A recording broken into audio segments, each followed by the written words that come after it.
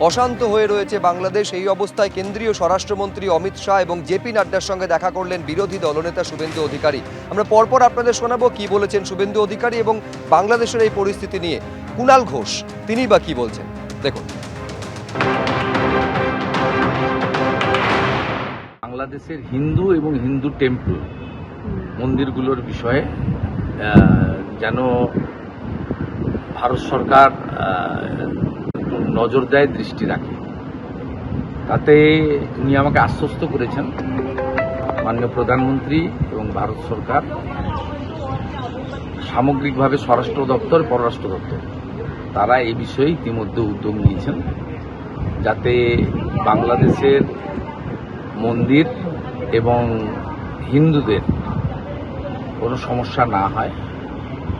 অনেক ক্ষতি হয়ে গেছে, আর যাতে ক্ষতি না হয় তারা তাদের দিক থেকে ব্যবস্থা নিচ্ছেন, এইটুকু আমাকে উনি আশ্বস্ত করেছেন। বাকিটা এক্সটার্নাল অ্যাফেয়ার্স মিনিস্ট্রির বিষয়।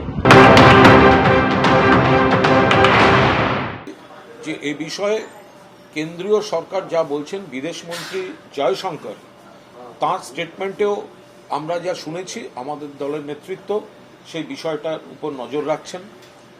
যা যা ঘটনা ঘটছে, আমাদের দলের শীর্ষ নেতৃত্ব, তৃণমূল কংগ্রেসের শীর্ষ নেতৃত্ব নিশ্চিতভাবে গোটা ঘটনার উপর নজর রাখছেন। কিন্তু যেহেতু এটা আন্তর্জাতিক বিষয়, তাই যদি কিছু বলার থাকে, যদি কিছু করণীয় থাকে, সেটা প্রকাশ্যে বলাটা আমরা সঠিক বলে মনে করছি না।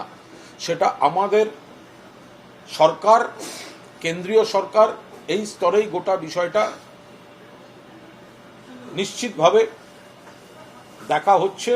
একাধিক সরকারি ভবন, মন্ত্রী সাংসদদের বাড়ি, হোটেলে ভাঙচুর, অগ্নিসংযোগ তো ছিল, এবার উন্মত্ত জনতার হাত থেকে হাসপাতালও রেহাই পেল না।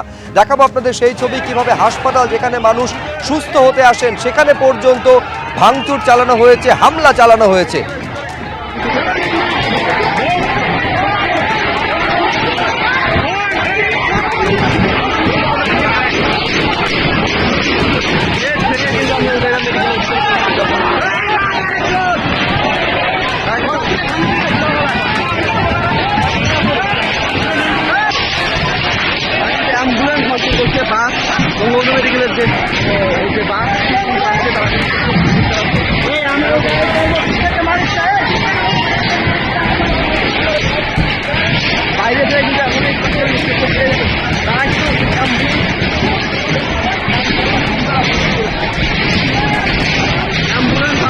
দেখতে পাচ্ছেন হাসপাতালের সামনে দাঁড়িয়ে থাকা অ্যাম্বুলেন্সে পরপর ইট ছোড়া হয়েছে এবং তাতে ভাঙচুর করা হয়েছে অ্যাম্বুলেন্সে। একেবারে যে হাসপাতাল যেখানে অসুস্থ মানুষ সুস্থ হতে আসেন, সেই হাসপাতাল পর্যন্ত উন্মত্ত জনতার ক্ষোভ এবং রোষ থেকে রেহাই পেল না, সেখানে পর্যন্ত ভাঙচুর চালানো হলো।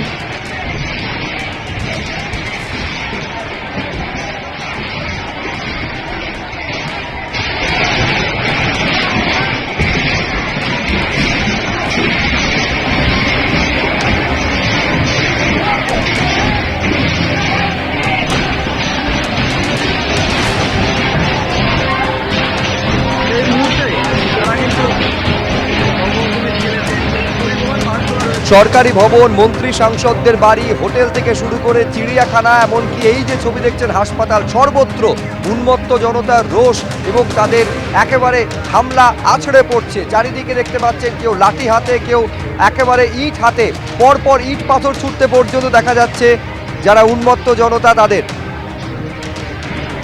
এই হিংসা এবং হানাহানির ছবি সর্বত্র দেখা যাচ্ছে বাংলাদেশের। গতকাল থেকে যে ছবি শুরু হয়েছে, ধারাবাহিকভাবে সেই একই ছবি, আরও অবনতির দিকে যাচ্ছে বাংলাদেশের বিভিন্ন জায়গার পরিস্থিতি।